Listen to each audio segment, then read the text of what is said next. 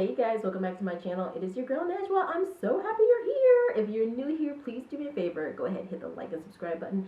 Hit that bell. That way, whenever I post a video, it really helps grow my community. It really helps grow my channel.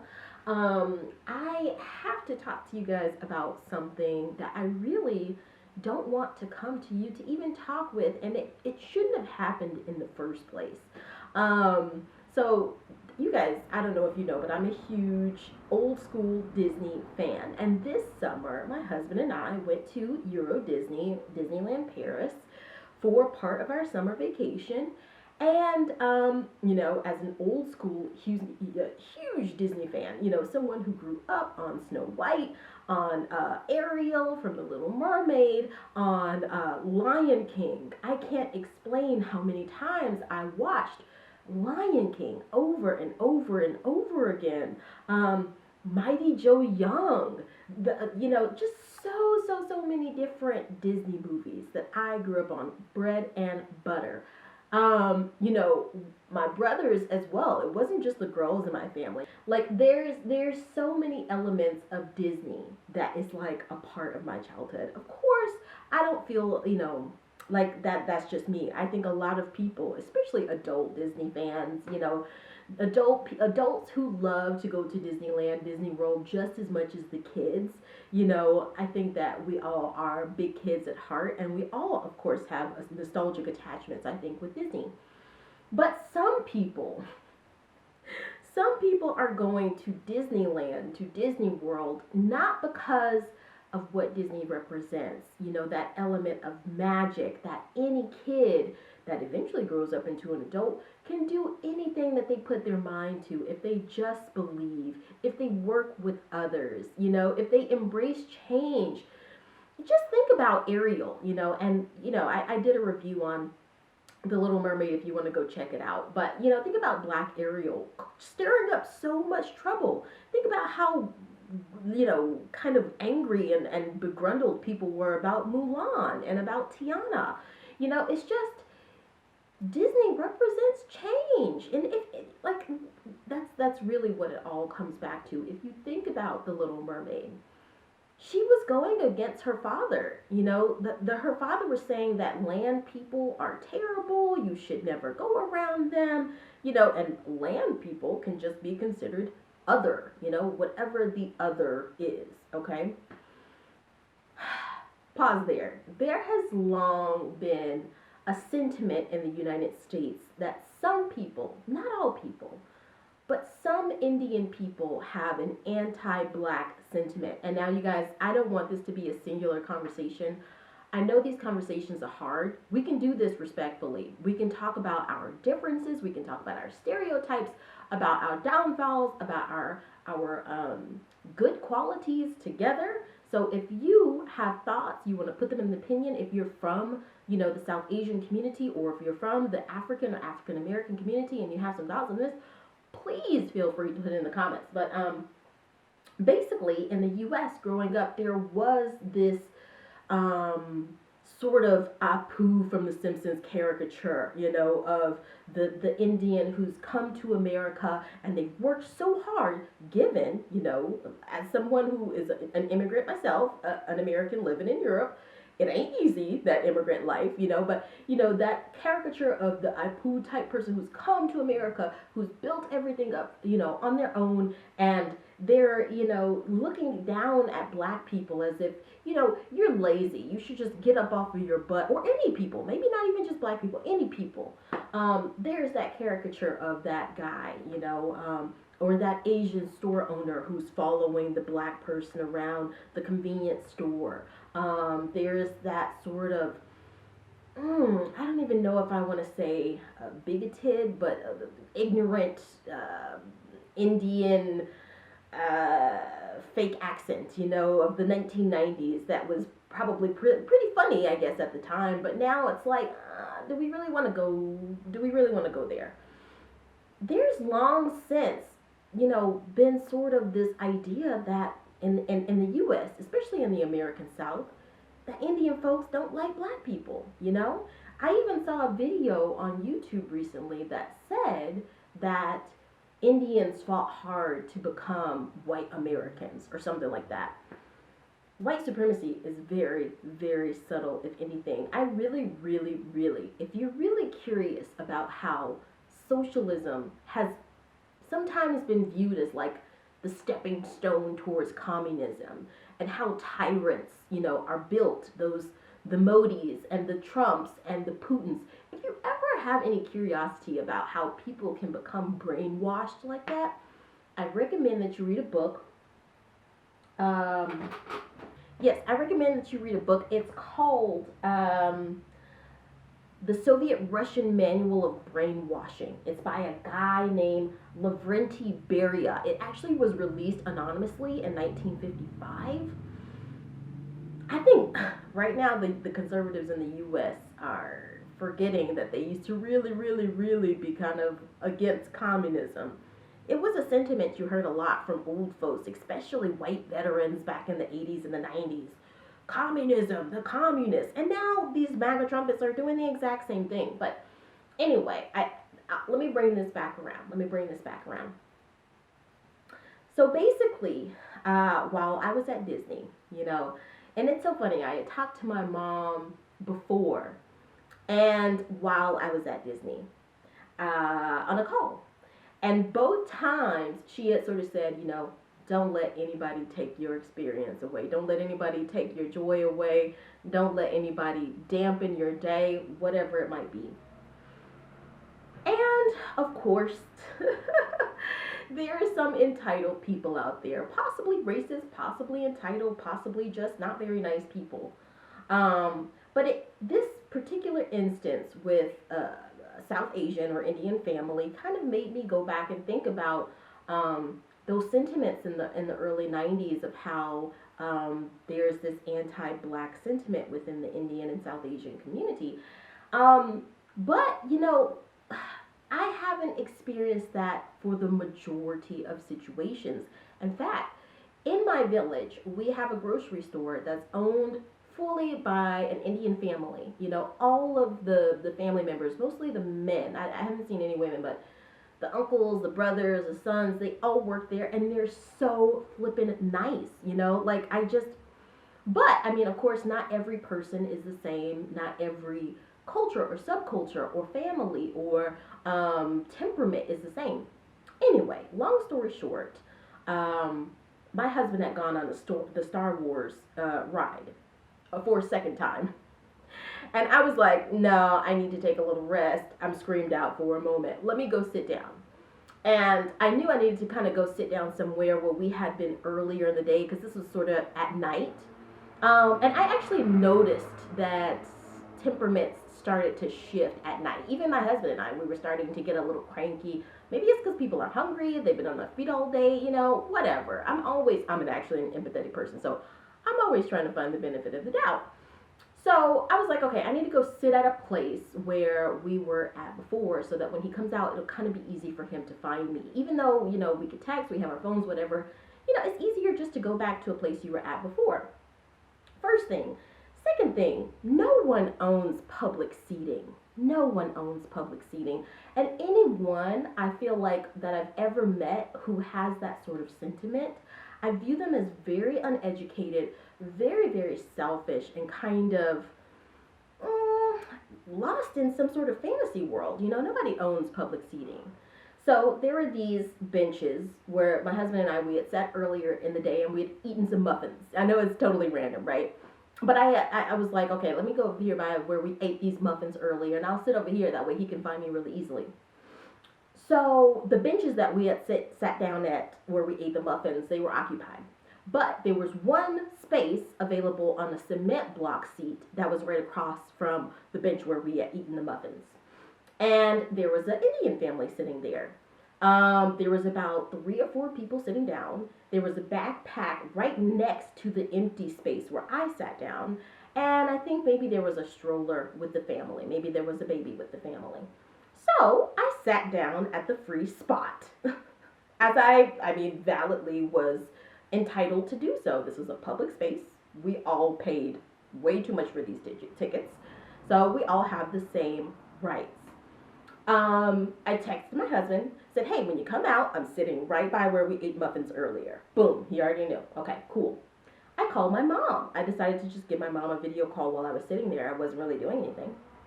And my husband even after that walked up and sat down and he said, hold on, I'll be right back. I need to go use the restroom. So pause there before I get to kind of this terrible experience, which in my eyes was one of a bias of discrimination, an anti-black sentiment that was really not very nice. But I also think that something else was up mentally. Something else was up. But pause there. Flash forward to after this all happened, and I did not let this ruin my experience. We had so much fun at Disneyland. Even if you have the no good deed doers, it's like if you are really so attached to that and you're not just there for the Instagram photos, nobody can really bring down, I was screaming all week, I'm gonna see Mickey, I'm gonna see Mickey. Like nobody can really ruin that at that point. And also when you've done a bit of studying, when you've done a bit of looking into your history, you understand that everybody came from Africa. Whenever you receive anti-black sentiment, it's almost laughable to you. If it wasn't so hurtful, it would just be laughable because you'd be like, dude, you're Indian, I'm black, you came from us. We all came from the same place. Anyway, pause there. Just to also, because I know there's going to be people who run up into the comments and say, oh my God, that's reverse racism, whatever. Let's take race out of this for a moment. It can also just be this entitled aspect that's come to people after the pandemic of going to Disneyland, Disney World, Walt Disney Studios. I went on Reddit, I went online and looked it up. It is true. There are the stroller warriors or I don't know, weekend warrior stroller moms, some name that the internet has given to, and very validly, parents who are running around with their strollers in Disney parks and they're like weapons. Someone rolled over my foot with a stroller. I said, hey, what's going on? He said, oh, as if I meant to hit you with the stroller. Instead of saying, I'm sorry, he goes, oh, as if I meant to roll you over with the stroller. I said some not so choice words to him after that. But anyway, that's not the point. The internet also talked about people bumping into you. And lo and behold, I had on a bright yellow shirt. And yet 20% of the population at Disney was running into me. Like, am I invisible? I don't think that I am. This was not the experience that I had the first 2 times that I went to Disney parks. But I will say those 2 times were in the U.S., okay? The first time I was about 5 years old, so I feel like I have warped memories of that anyway.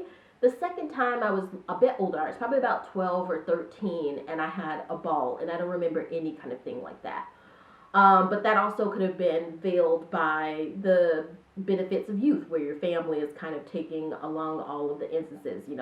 For all I know, my parents, my older siblings, they could have also encountered these kind of inconsiderate people. And they sort of maybe shielded us from that. But either way, I sensed that from those first 2 experiences of going to Disney parks to this one, the level of entitlement, of narcissism, I cannot emphasize how much rampant narcissism I saw from adults. Line skipping. The line skip, I don't remember any of that from my first 2 times. Even going to places like Six Flags growing up, it was nothing like this. People running over people, line skipping, and just general entitlement and kind of lack of consideration for the people around you. You will expect that from children because children are inherently selfish. That's the way that they come into this world. Everything is focused on their small universe. But seeing this from the adults, it made me think, wow, the world is in a very, very strange place right now. Now, to get back to the anti-black sentiment, I sat down on the block. My husband came. He met me. He said, I'm going to go to the restroom. I'm talking to my mom. And all of a sudden, I'm almost pushed to the ground. I kid you not. I'm almost pushed off of a chair. It's not like I was sitting on the very edge of it. My entire booty is on this chair. And I'm not touching anyone. Like, there is adequate space between me and this family that's sitting next to me. And I'm almost pushed onto the cement. Okay? So I almost fall to the ground. I land on my knees. I kind of go into a squat position to not fall off. And I get up and I turn around and I say, what was that about? And the husband speaks immediately before I almost even finish my sentence. And I noticed because I hadn't looked at them, I just sat down. When I turned around, there was a man, probably in his late 30s. There was who I presume was probably his wife sitting next to him. And then an older woman who maybe looked like his mother or something. And the wife was sitting closest to me, the husband was in the middle, and the mother was over towards the edge. And I say, oh, what was that about? And he just goes, oh, yeah, we're just trying to eat dinner. Okay, pause there. What does that have to do with someone pushing someone off of a bench, off of a public bench? So my brain is literally faltering at this point. And the way that this man is talking, he's talking as if I deserve to be pushed off of the bench. I don't know who pushed me off. I don't know if it was the mom or the dad. I don't know, but it really seemed like the dad was running the show at this point. I don't know if they were joking about me the whole time, like, oh, this ignorant American just came and plopped down over here, push her off. I don't know if that was what happened. I don't know if the woman just did it independently and kind of nudged me and pushed me off. I have no idea what happened here, but this is not how sane adults behave, like, if you wanted some extra space, just say, hey, I have a family member coming over. Do you mind if we take this seat? Or even that would kind of be rude, but at least that's not pushing someone off of a seat onto the ground. Especially in an environment like this, we're all here to enjoy ourselves. Why would you inflict suffering on another person like that? It just does not bode well to me. And, as someone who's read some of the Vedas and read the Bhagavad Gita, Siddhartha didn't teach this. So I'm trying to figure out where this is coming from. It's most likely anti-black sentiment and ignorance, which was validated when I got home, when I did a quick research, within the Indian community. Apparently this is a thing. So again, this is just my commentary. This all happens in a matter of like 5 seconds. The husband, I cannot emphasize the sentiment of just, something was just off, guys. Something was just off. I cannot say, I got the sense of psychopathy. I got the sense of psychopathy. It was like, oh, we're just trying to eat. As if me sitting down, even if I'm talking on the phone, you could just say, excuse me, could you lower your voice just a bit? We were just trying to talk about something here, or we were trying to film a video. I don't know, whatever. But that's how adults handle things.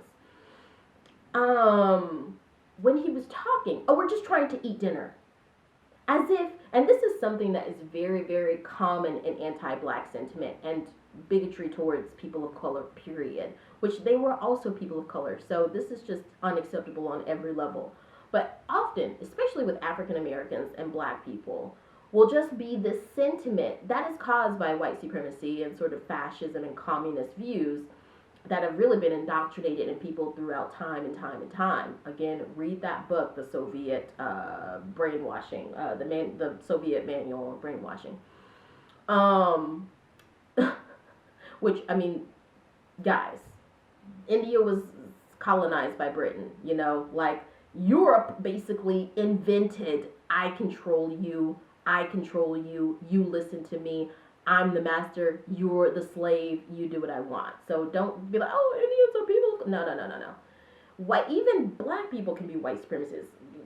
Look it up, do your own research. But anyway, so the guy is speaking as if, there is a long history with African Americans, particularly, but black people, period, of them just even being around, even requesting simple human decency, even just minding their own dang on business. It's like, I am that persona of white supremacy, or just, supremacy, privilege. I'm the more important party here. which sometimes with a certain subset of people of color, it's based on if I'm lighter, if my hair is, you know, less coarse than yours. It's like, you are just bothering me being here. You know, you are just bothering me breathing. Even you just being here is an inconvenience to me. That is what that sentiment, the most ignorant of that sentiment, does. So sitting here, and it's deeply, deeply linked to psychopathy and racism. And racism and psychopathy are also very linked, but it's also linked to indoctrination. Many times these people have been indoctrinated either by a society, maybe they live in a communist country, or they've been indoctrinated by other people with these biases within their own family or throughout generations. Right here, I could have been dealing with all of the above. Again, Modi, the guy killed like thousands of people. So he's saying, oh, we're just trying to eat dinner, you know, and he's saying it, and when he says that sentence, what's wrapped up in it is sarcasm, like, you being here is disrupting us eating dinner, like, go away, you know. There is anger in it, but there's also like, how dare you have the audacity to come over here and sit next to us in the first place. There is a superiority in it, you know, he is attempting to infuriate me, but obviously this is the person who's clearly inferior. You're pushing women off of seats. There's no telling what he does then to his own children, to his own wife, to his own mother. So I just, at that point, like, flat, what do they call, red lights start going off inside. I'm like, this person that I'm talking to doesn't really seem to be on the same wavelength as me. We're not even on the same planet. I'm asking, why did you just push me off of the seat? And he's talking like, oh, we're just trying to eat dinner and you're disrupting us. So I say, yeah, but if you needed to have extra space, you could have just let me know that. That's essentially what I said. I said something like, hey, if you wanted me to move, you could have also just said that. And psychotic guy repeats the same thing again. He says, yeah, you know, we're just trying to eat. That's what he says. Yeah, you know, we're just trying to eat. As if me sitting down is disrupting them from eating. Now, if this is not anti-black sentiment, I don't know what is. You know, I've seen it. We've all black people, especially African Americans, have seen it. We feel it in our bones. We know it. You know, we don't have to sit here and argue with you about semantics like, I'm not spot on with understanding that because this is my skin color, because this is my nationality, you think that I am a nuisance by just breathing. We don't have to do that. I mean, I once was on a train here in Paris, and this French woman, older lady of course, said, you don't belong here. And again, because I was on the phone, which everyone on the train is ultra loud, and me in comparison, not that loud. She goes and looks for the cops, and obviously is unsuccessful in that because, dude, you can't get me arrested for talking on the phone. But, you know, like, people don't want to admit this. This comes back to white supremacy. So anyway, back to the guy. I saw psychopathy, like total craziness. And I thought to myself, I mean, there in this 5-second exchange, so many things passed through my mind. I thought, first of all, who did it? Was it his wife? Was it him? You know, how did this come about? Are they racist? Are they anti-black? You know, like, is it because I'm American? Is it a xenophobia thing? What's going on? And then I just, you guys know I'm an empathic and empathetic person. Talking to this man for 5 seconds, I got a glimpse into the life of the women in his life. And you know, oftentimes the abused take on the temperament of the abuser.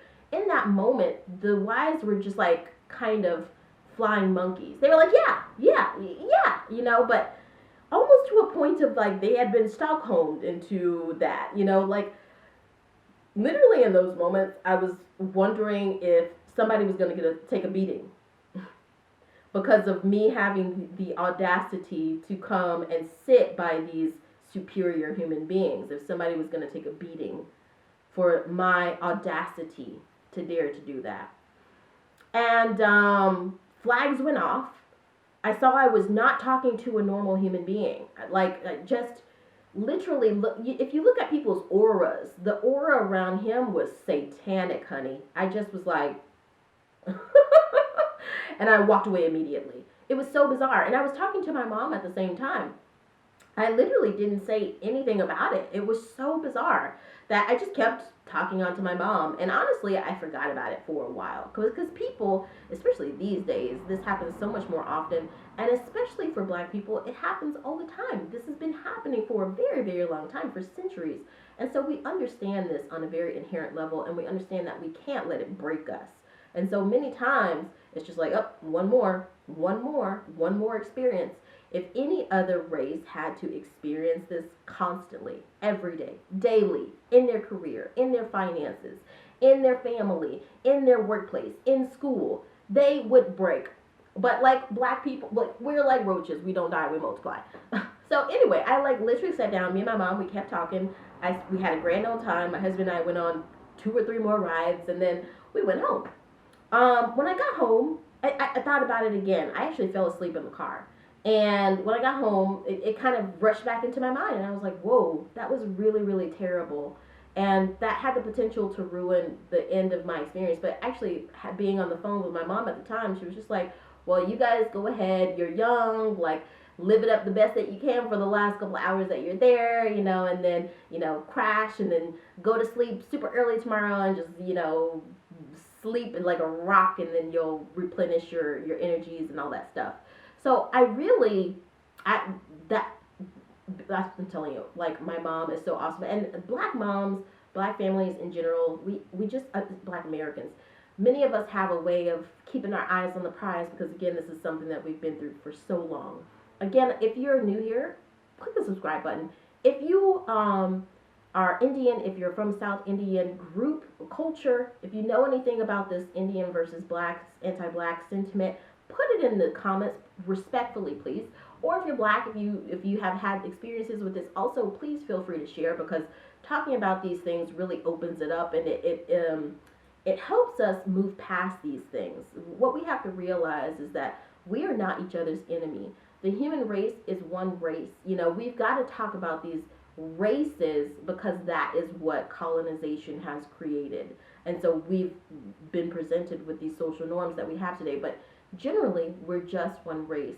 So in order for us to get back to where we really are a connected human race, we really care about us as a whole, the full body of the human race, we really have to talk about these things and dismiss them and not condone this type of stuff.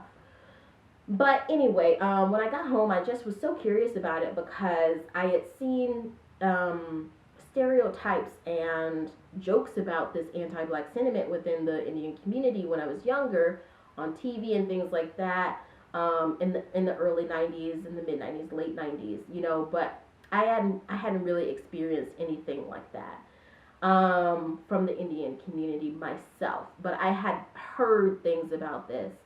And with the advent of social media, you know, it's brought us closer together. It's also pulled us more apart. And so in this past decade, you know, all across the world, not just in America, you see more and more and more of authoritarian sentiment spreading. So I went home and I looked at Reddit and I looked at some articles and some things on YouTube to get more of an understanding, and some really, really open-minded, helpful young people actually talked about this. They talked about how there is deep anti-Black sentiment in some Indian families and many Indian communities. And I say some Indian families and many Indian communities purposefully because some families obviously are very open-minded. I've lived alongside them. I've gone to school with them from secondary school all the way up to university. I have Indian friends from university, from elementary school, from middle school. I have the lovely family from the village grocery store that I told you about that I encounter very often. They're really, really nice. And I'm pretty sure I've encountered other Indians in other places, but this was the very first time that I had witnessed that kind of sentiment that I had only heard about. And apparently it's a thing. In India, there was one Reddit poster who said, you'll often hear about or actually witness when an Indian woman dates a black man. One person was talking about how the father found out about his daughter dating a black man, and he beat the crap out of her. And they were screaming and screaming and screaming, and no one did anything. And apparently this happens a lot, like people associating with black people, they get beat, and nobody says anything about it. And a lot of this is apparently coming from things where it's like, they only see exaggerations of black characters. They either see the persecution of blacks on TV as criminals, or they see Hollywood actors. And so they only have this. I'm talking about the most indoctrinated by this kind of mentality. Obviously not every person, but these people who are so far gone in this ignorant sort of worldview, they really see black people as bad or good, And so yeah, I kind of got that. But guys, I want to know what you think. Have you experienced anything like this? If you have anything to contribute to this conversation that helps grow and open us up more, these are the conversations that young people and old people alike need to have to eliminate racism, to eliminate bigotry, othering. But I want to know what you guys think. Let me know in the comments. I'd love to hear your perspectives. If you're new to this channel, please do me a favor. Go ahead, hit the like and subscribe button. Hit that bell so you know whenever I post a video, and I'll see you guys.